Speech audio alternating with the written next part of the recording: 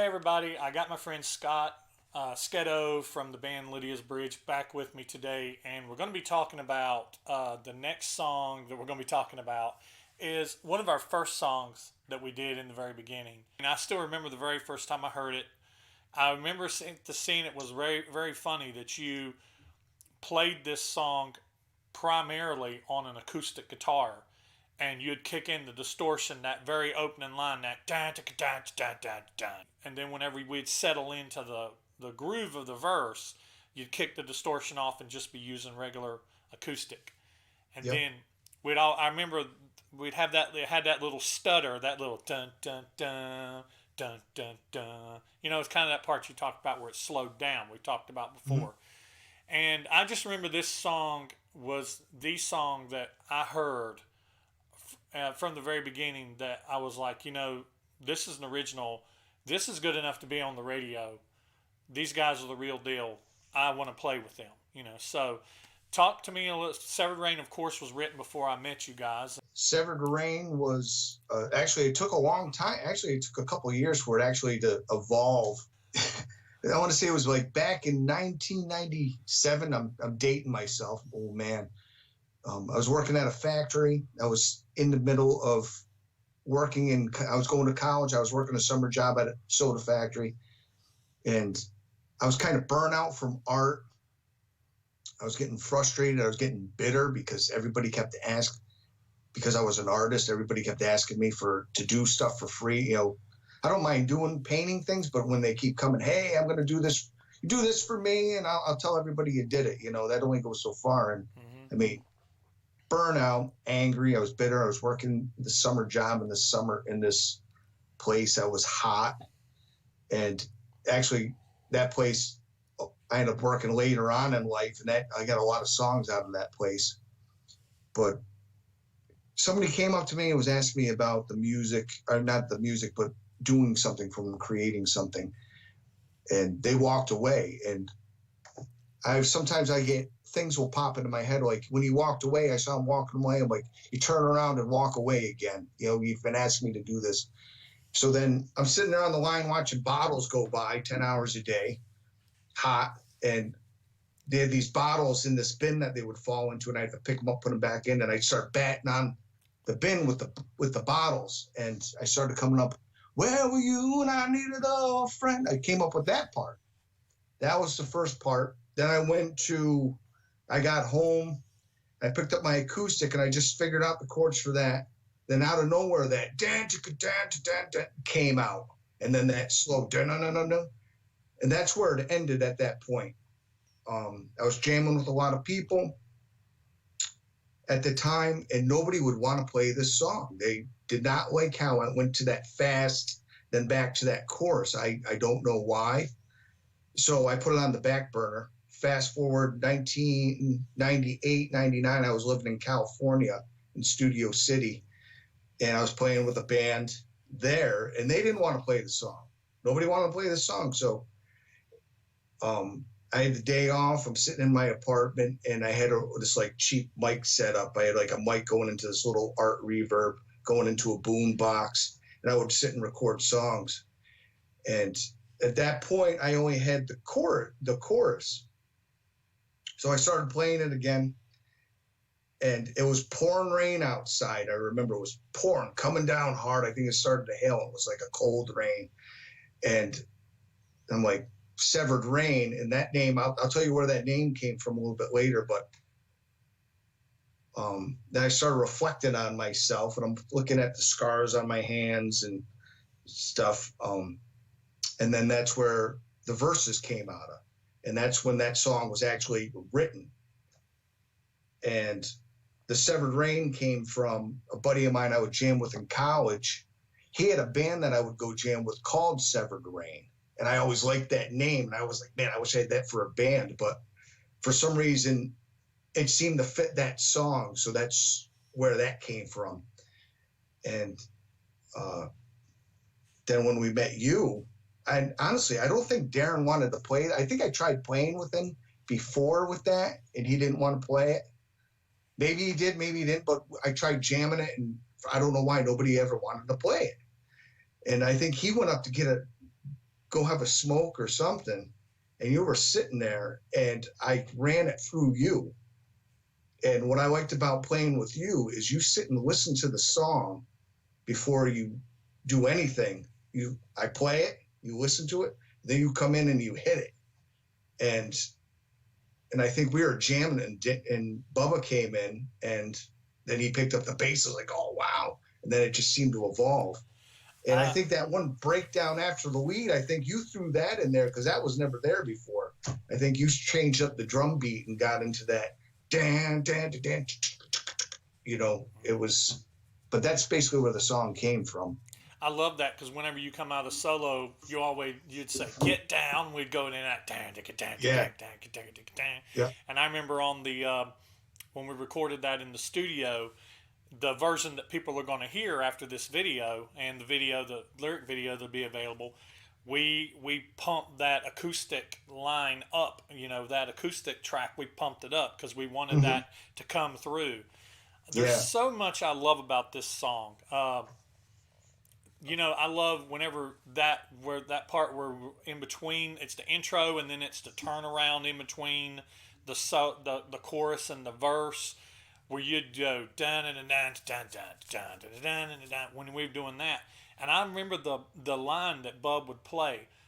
He would play that bass line that would fit, but it wouldn't fit. It would be because he would always go bump bump bump bump. He would come back the last note. He would be back up top. Now the recorded version we recorded with Scott Henderson, and so he ended on that low note. He always ended on the low note. But do you know if we have a version, even if it's a boombox recording of Darren playing this?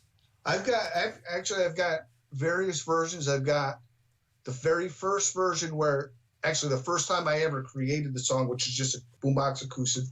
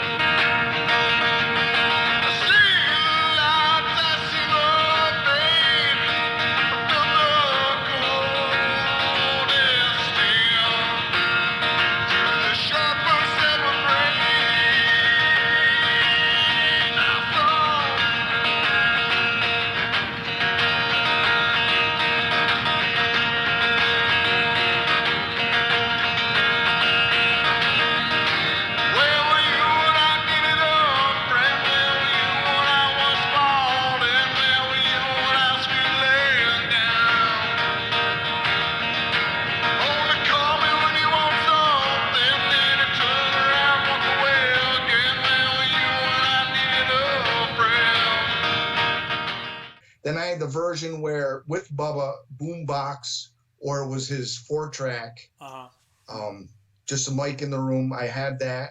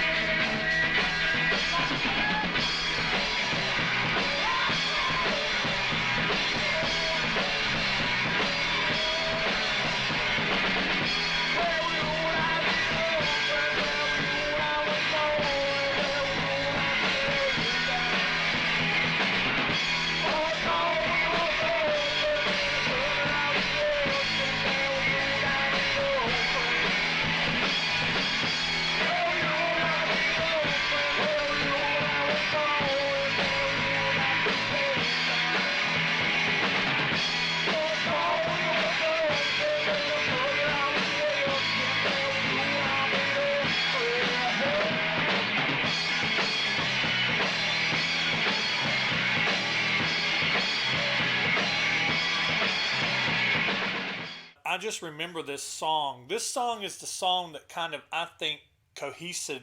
It just kind of cemented us as a band. And I remember whenever I heard that, whenever you first played it, and I love the way this song starts off. It's just a, I mean, it just kicks you in the face from the very Yep. beginning, and then we kind of soften up a little bit. I mean, I love it, and the people who listen to the song, I love it. I know they love it too. I know on the Reverb Nation page, it has a high amount of plays, and I've read Yep. down through the comments, and it gets quite a bit of comments. It's one of our more liked songs. Severed Rain is, I just, like I said, I remember the very first time we played it together. It was one of those songs that I was just like, I've got to play with these guys. This is Yeah. awesome. And so, It's been a while, but I remembering you just brought that back to me is how I used to distort my acoustic. I don't do that anymore. I'm either just clean or what running my electric or running my acoustic. But I think that's just because now if I do play with other people, it's usually more electric guitar oriented or there's two guitar players. right, I was trying to compensate for not having a second guitar player, right. but I like that acoustic sound and I got that. I think that sound came from I used to listen to a lot of Guns N' Roses, and I liked that Lies album with the acoustic stuff, Mm-hmm. and I think that's where I got a lot of that wanting the acoustic. Mm-hmm. You know, Well, I like the fact that for the most part, like when people listen to Severed Rain, they're going to hear an electric guitar, but the electric guitar is only during the solo. And was that a Les Paul, or what was that you played during the solo? yeah, it was a Les Paul. Yeah, Yeah, so, it was so actually a studio. It was called an old studio Les Paul yeah. called the Paul. My brother Paul gave it to me. So I remember It's if people when they listen to it, it's the solo is recorded two times, panned hard left and hard right, two totally different tracks. That was something that we did, and I liked it because there's a couple phasing when you're doing those bends, that wow wow, and you're using the wah pedal, and it kind of, if you listen to it in headphones, it kind of goes wow wow, it kind of phases left and right on you, Yeah. and I remember we recorded it in that guy's house. We were in his kind of a garage. He turned into a studio, and Yeah, we had our amps out in the in the garage. garage, and Scott's amp had a busted speaker. That's why his bass sounds real buzzy. The bass Yeah. in this sounds real buzzy. Yeah. And the producer actually dug the way the bass sound. He dug that it had that kind of fuzz, that Mhm. 60s fuzz sound to it, and just simply because it had a busted speaker. It had a busted, Yeah. uh, and The it was, first time we jammed with Scott, he broke the string on his bass, and we had to go borrow another bass, which was funny yeah. from somebody. But I love this song. I love the words. I love to see the lines on my face, see the scars. Do they make me a better type of man? And I love the way you deliver on this song when you scream and see the lines upon my face. I love when you do stuff like that. This sound is a very Seattle type sounding. This is Mhm. another one I think people are going to say, "Oh, you guys sound a lot like Pearl Jam, Soundgarden, whatever," which those all to me are compliments. Oh yeah, well, I was listening to a lot of the Seattle music then. I That's was when listening this to was, that's Mother Love Bone, Pearl Jam, Soundgarden, um, Green River. I was listening to all that music back then. I think Candlebox is from Seattle. I was listening to Candlebox. Duff from GNR's from Seattle. yeah. I listened to a lot of the Seattle music, so that's probably where it came from. I love the fact that Severed Rain is only said one time in the song, and that's very Seattle-ish too, you know. And because the was that see the lies I felt the pain of the what's that lyric where it comes up to sharp and Oh, severed rain. I see the lights. I felt the pain. Felt the cold as steel from the sharpened severed From the rain. sharp and severed rain. And then you had that background vocals, and I remember we only had it when we were in the studio because you'd usually say from the sharp and severed rain, and you just hold it out. But then in the studio, you came in with that second backing vocal, and you're like, "Through the sharp and severed rain, I said," and I just love that, man. I mean, we got so creative in the studio. I love. I was in the zone. You were. I mean, you were definitely in the zone that day. That's that time that I remember we were. the way we basically recorded these, we had like a Saturday afternoon. We'd paid like what, $200? How much? Hmm. We paid two Yeah. hundred bucks, and we had what, 8 hours? Yeah. So we had 8 hours of studio time for $200, and this guy's basically was just like an engineer, a knob pusher. He wasn't a producer. We kind of self-produced ourselves, and he set us all up in a room and mic'd us, and we basically all played together. And Yep. you basically did your vocals that you were singing. You were singing just to keep us together, Hmm. but you ended up went. That was just scratch vocals. You went back and Yep. re-recorded Little your vocals. scratch track. Yep. But we basically played through in one take and we messed up a couple times and had to start over. But we basically Something with played. that record button. You hit the record button, everybody. Something about that Somebody red light. screws up. Yeah. Yes, And that red light. that red light, man, and it makes you tense up. And so what you hear is basically one take all the way through, and then you went in and added your vocals, you went in and added your overdubs and your guitar overdubs and the acoustic. I remember you went back and added some acoustic stuff and everything. Yeah, we ended up miking my acoustic, Mm-hmm. and I went in and just played with the mic'd acoustic. Mm-hmm. So try to get a nice full sound. Right. And I remember we were when you did your vocals, you was in like the same room that we had our instruments in, that had the glass sliding door, and you were in there, and you had the mic set up, and you were just in full vigor in there, singing. And I remember at one point in time you were in there and you were doing that part. Where were you? And you were like, when I needed a friend, when I was falling, and we just started busting out laughing just because we were just so giddy at how good it sounded. I mean, I was like, damn, we sound like professionals. I mean, it sounded so good.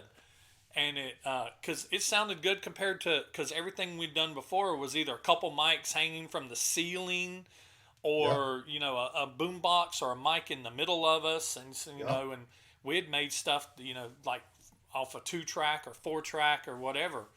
And so here now we were working on, I don't know, 16 tracks or whatever, and it was recorded onto like VHS tapes. I remember we had to bring like high quality VHS tapes with us. Yeah, actually, that's how I record a lot of stuff now. Still, because I've got the ADATs, they look like videotapes, high quality, but it gives you that digital and that audio sound that. What's not audio, but gives you a warmer sound in my mind, and I'll still record with those, and then transfer it to the computer. But I look back on the days of us that day recording. We went out to eat afterwards. I can't remember. It was like an Old Charlie's or something, yeah. or some type of bar or restaurant, which was felt good to get out of the studio and have a few drinks, and yeah. It was nice. Great lyrics, man. You're a great, awesome lyricist. You really are. I mean, you're an awesome songwriter, but you're an amazing lyricist. Probably one of the best that I've known personally. You're probably one of the best.